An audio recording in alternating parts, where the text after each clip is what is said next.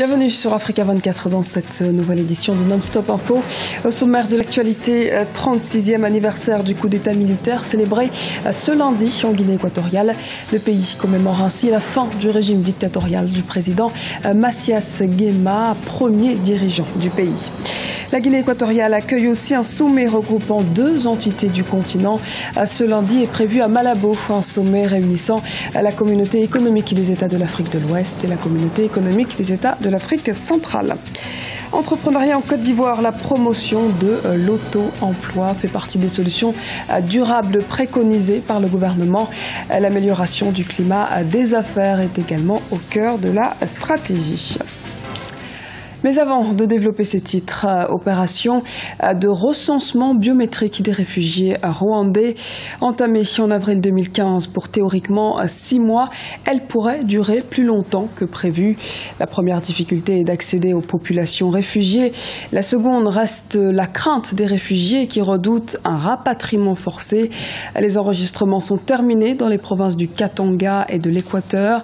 L'opération avance en revanche timidement dans le sud Kivu et a même été suspendu dans la province du Nord Kivu à la mi-juillet sur décision des autorités congolaises où 17 500 réfugiés ont été enregistrés jusqu'à là sur un total d'environ 200 000. Traditionnelle fête du 3 août en Guinée équatoriale. Les festivités ont d'ores et déjà débuté ce samedi. Et cette année, le pays a mis à l'honneur l'armée au cœur de la nouvelle cité administrative de Djibolo. Un reportage de Serge Kofi, notre correspondant en Guinée équatoriale.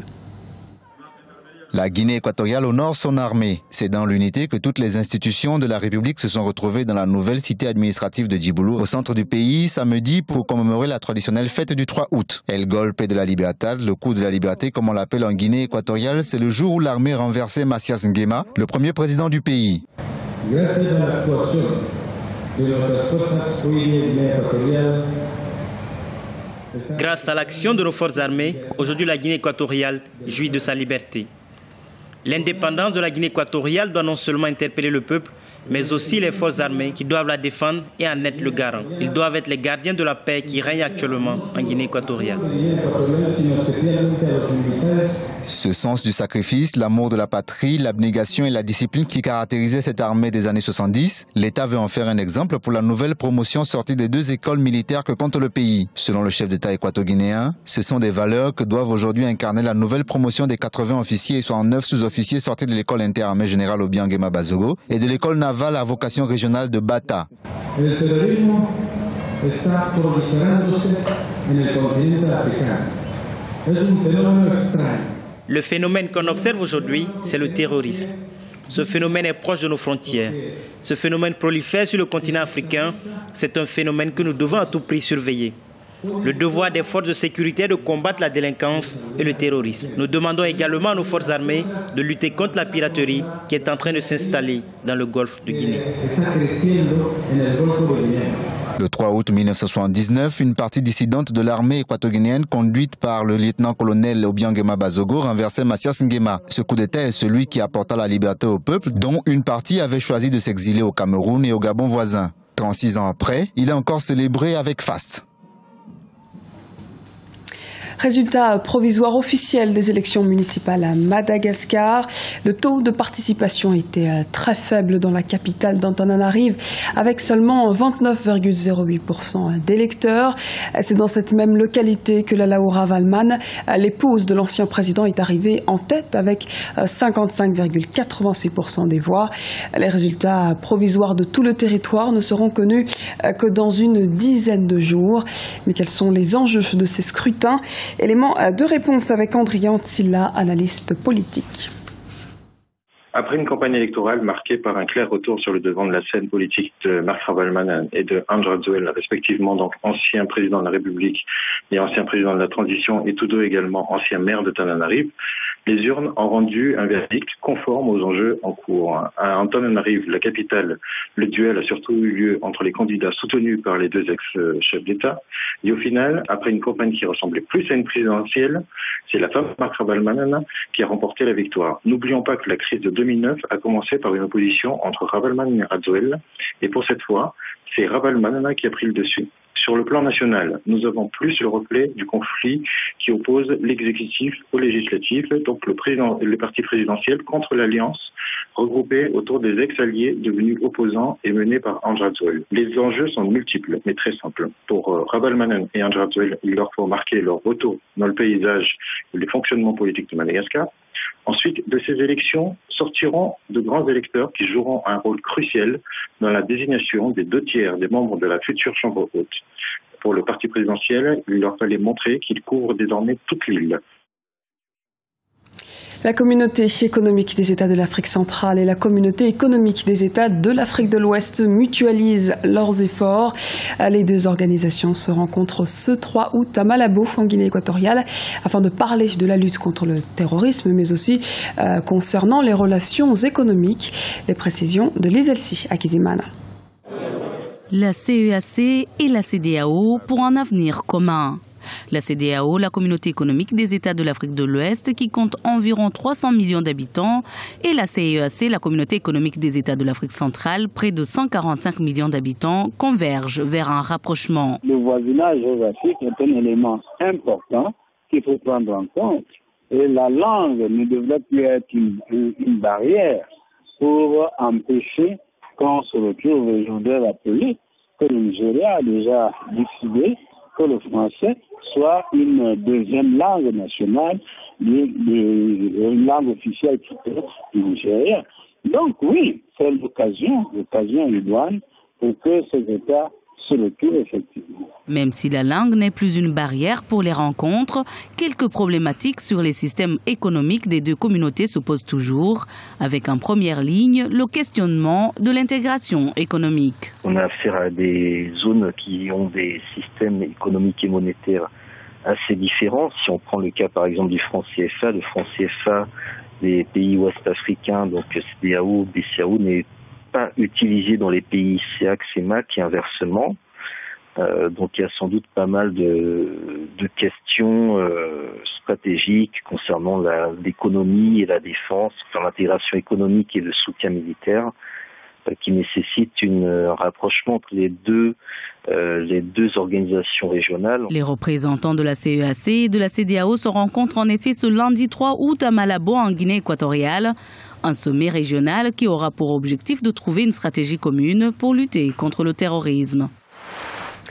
Situation au Burundi. L'opposition s'est réunie à Addis Abeba en Éthiopie du 30 juillet au 1er août. Objectif créer et officialiser la création du Conseil national pour le respect de l'accord d'Arusha, pour la paix et la réconciliation au Burundi et de la restauration de l'état de droit. Les précisions de Lise Elsi à Kizimana. L'ancien député Léonard Nyangoma, élu à la tête du Conseil national pour le respect de la Constitution et de l'accord d'Arusha. Cela a été officialisé lors de la rencontre des différents représentants des partis politiques de l'opposition et de la société civile à Addis Abeba en Éthiopie du 30 juillet au 1er août 2015. D'autres membres, bien sûr, du bureau de ce conseil seront incessamment désignés dans les jours à venir. Et ce qui va suivre, c'est quoi? Ce qui va suivre, c'est structurer davantage le conseil. C'est évidemment le projeter par rapport aux urgences politiques et diplomatiques compte tenu de la crise burundaise. C'est surtout cela, à mon avis, que je vois comme urgence. Ce Conseil national pour le respect de l'accord d'Arusha pour la paix et la réconciliation au Burundi et de la restauration de l'état de droit se dit prêt à reprendre les négociations avec le gouvernement burundais pour résoudre la crise sociopolitique que traverse le pays. Il appartient au gouvernement de comprendre que si la question burundaise ne se résout pas autour de la table de négociation, elle se résoudra nécessairement dans la violence. Et ce n'est pas dans l'intérêt des gens au gouvernement aujourd'hui. Il faut revenir à la rationalité politique. On ne peut pas continuer à s'enfermer dans une dynamique complètement autiste où on ne réalise pas qu'en fait la force n'est toujours que relative sur le temps. La force militaire est toujours relative. Et on ne peut pas s'opposer et à une grande partie de la population burundaise et à la communauté internationale, parce que toute la communauté internationale dit ce qui se passe là, les élections n'ont pas été crédibles, la violence est inacceptable et il appartient au gouvernement de comprendre cela et de revenir au réel. J'ai l'impression que il y a à la tête de ce gouvernement des gens qui sont un peu déconnectés du réel, et la politique, c'est le sens du réel. Le gouvernement burundais ne reconnaît pas pourtant cette plateforme qu'il qualifie de pas crédible sur l'échiquier politique burundais. Mais cette opposition unie sous le nom du Conseil national pour le respect de la Constitution reste convaincue qu'il y aura de nouvelles négociations et de nouvelles élections inclusives. L'entrepreneuriat des jeunes est une priorité pour les autorités ivoiriennes. La Côte d'Ivoire connaît depuis quelques années un taux de croissance élevé, mais insuffisant pour entraîner le plein emploi. Le chômage et le sous-emploi touchent en effet des millions de jeunes. Reportage de notre correspondant en Côte d'Ivoire, Olivier Conan. Le gouvernement ivoirien a engagé des réformes pour favoriser l'entrepreneuriat à travers l'amélioration du climat des affaires. Les frais de création d'une entreprise sont ainsi passés de 150 000 francs CFA à 15 000 francs CFA. Au-delà de ces mesures, le succès des entrepreneurs est fonction de leurs compétences et de leur préparation personnelle. L'entrepreneuriat demande une forte implication des porteurs de projets. Vous devez être impliqué à 200%. Et pour être impliqué à 200%, il faut être soi-même dans son entreprise. Sinon, vous êtes un investisseur. Vous êtes peut-être un homme d'affaires, mais vous n'êtes pas un entrepreneur parce que l'entrepreneuriat s'identifie à la personnalité du leader qui porte le projet sur ses épaules. Autrement dit, l'une des raisons pour lesquelles nous finançons des entrepreneurs, c'est parce que la personne elle-même est impliquée dans son projet, y a mis tout son être, j'ai envie de dire, et que le projet est aussi dépendant, son succès est aussi dépendant du succès de l'entreprise. L'accès au financement constitue l'une des difficultés majeures des petites et moyennes entreprises. Il est difficile pour les jeunes entrepreneurs de mobiliser les ressources financières nécessaires à la réalisation de leurs projets. Cependant, l'une des conditions nécessaires au succès d'un entrepreneur, c'est de s'entourer d'une équipe qui partage sa vision. Il est important que les jeunes entrepreneurs aient une vision assez complète et assez claire. Ça, c'est le premier point. Le deuxième point, à mon avis, c'est la question de l'ambition. Et quand je parle d'ambition, c'est quel genre de problème est-ce qu'on veut régler? On veut régler des problèmes à quelle échelle? Est-ce que ce que je cherche, c'est d'avoir 250 000, 300 000 francs pour pouvoir juste couvrir mes besoins? Ou alors, est-ce que je veux, par exemple, comme Mme Patricia Yao, permettre à tout le monde rural de pouvoir transférer de l'argent? Et je trouve que souvent, cette différence d'ambition-là va faire la différence entre le succès et l'échec. La majorité des PME font faillite après quelques années d'existence. Pour réduire le taux d'échec des porteurs de projets, des programmes sont élaborés pour encourager les jeunes entrepreneurs. Le gouvernement ivoirien a initié en 2013 le projet Phoenix pour aider à la création en 6 ans de 120 000 PME et 600 000 emplois. Ce journal a été réalisé par l'ensemble de la rédaction. Nous vous remercions pour votre fidélité. Dans un instant, une nouvelle édition de l'actualité sur Africa 24.